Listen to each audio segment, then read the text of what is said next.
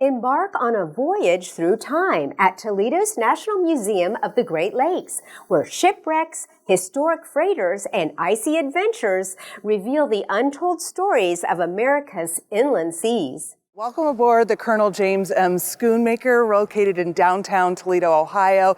My top 3 experiences here at the National Museum of the Great Lakes begins here, right on this vessel. This is a 617-foot lake freighter that was launched in 1911. My most favorite part of the boat is the engine room. So when you come here, you need to take a look down into the engine room. It is incredible. I also absolutely love the main theater. We have 11,000 square feet of interior museum exhibit space, and as soon as you get in, you enter right into our main Great Lakes Theater. And then finally, in our shipwreck area, we have an experience that really centers around some of the boats that we've lost. And first and foremost, the last major wreck was the Fitzgerald in 1975. In our exhibit space, though, we have a great simulator that will allow you to dive down and experience all the different theories and the reasonings why that large ship could have sank in that fateful day in November. Kids can enjoy themselves in our Captain Scupper's programming, youth programming that takes place all year round. Over the Halloween time, we have Boo on the Boat.